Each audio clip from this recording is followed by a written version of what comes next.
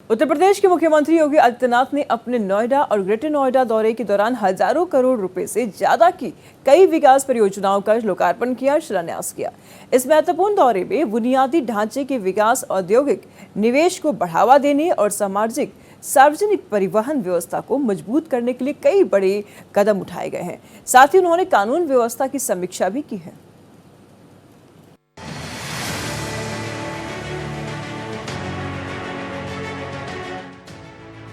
उत्तर प्रदेश के मुख्यमंत्री योगी आदित्यनाथ ने अपने ग्रेटर नोएडा दौरे पर एक बार फिर अंधविश्वास पर जबरदस्त चोट की।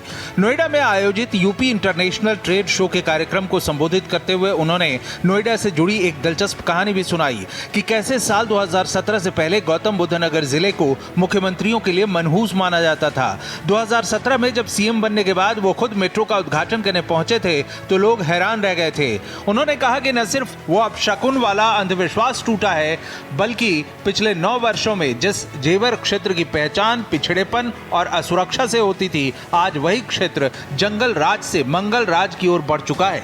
ये पूरा इलाका देश के सबसे बड़े औद्योगिक केंद्र के रूप में विकसित हो चुका है और यहाँ तेजी से निवेश बढ़ रहा है। कभी उत्तर प्रदेश का जंगल राज कहा जाने वाला जेवर आज मंगल राज के रूप में बदल गया है। अभी मैं जेवर एयरपोर्ट में लैंड किया था।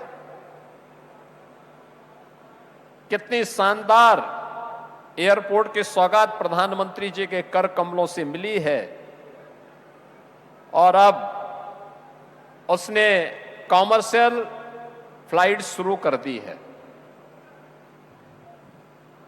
अनेक यहां पे निवेश के प्रस्ताव आ रहे हैं। आज का ही जो निवेश का जो शिलान्यास हो रहा है वह 6,785 करोड़ रुपए का है।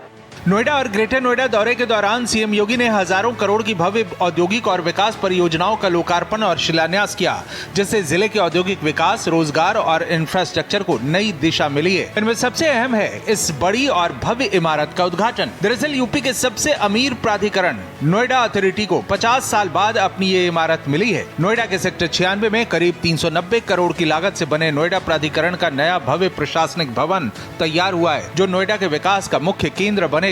50 साल पहले नोएडा की स्थापना के बाद से उसके ऑफिस अलग अलग जगहों पर चल रहे थे, लेकिन अब नोएडा ग्रेटर नोएडा एक्सप्रेसवे की 45 मीटर सर्विस रोड पर स्थित ये भवन शहर की प्रमुख सड़कों से अच्छी तरह जुड़ा हुआ है। सीएम योगी ने यमुना सिटी के सेक्टर 10 में अंबर एंटरप्राइजेज और एसेंट सर्किट्स के मेगा इलेक्ट्रॉनिक्स मैन्युफैक्चरिंग प्लांट की आधारशिला भी रखी, जबकि दौरे की शुरुआत में जेवर एयरपोर्ट पहुंचे और वहां से यमुना प्राधिकरण क्षेत्र के सेक्टर 8 में सील के सोलर प्लांट उत्पादन यूनिट का शिलान्यास किया। एमएसएमई दिवस के अवसर पर उन्होंने कहा कि विकसित भारत का लक्ष्य मजबूत मैन्युफैक्चरिंग, निवेश और रोजगार सृजन से ही पूरा होगा।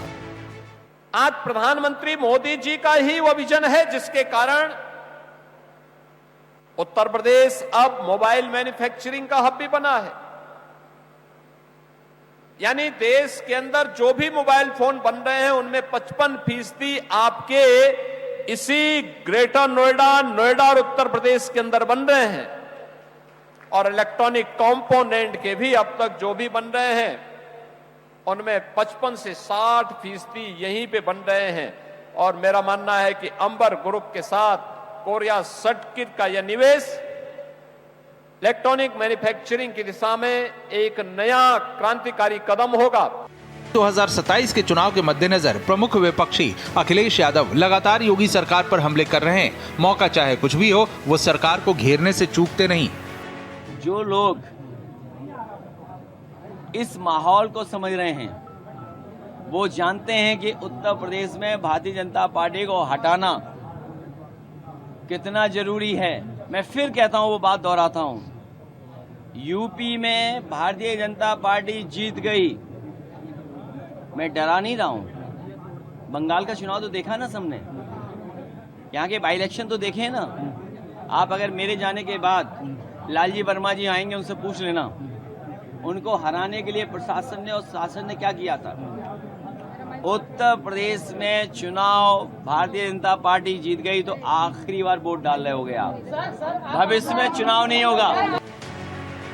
सियासी आरोप प्रत्यारोप अपनी जगह, लेकिन सीएम योगी लगातार विकास को प्रमुखता दे रहे हैं। नोएडा में रिहायशी इलाके, औद्योगिक इलाके और व्यावसायिक केंद्रों का लगातार विस्तार हो रहा है। इन सब के बीच नोएडा अथॉरिटी का नया ऑफिस ऐसे वक्त में बना है जब नोएडा एयरपोर्ट की बेहतर कनेक्टिविटी, बुलेट ट्रेन, नमो भारत ट्रेन, रैपिड रेल के विस्तार और न्यू नोएडा जैसी परियोजनाएं रफ्तार पकड़ रही हैं। सीएम योगी इस विकास की रफ्तार को और तेज करना चाहते हैं। ग्रेटर नोएडा से संवाददाता समीर आलम के साथ ब्यूरो रिपोर्ट, भारत एक्सप्रेस।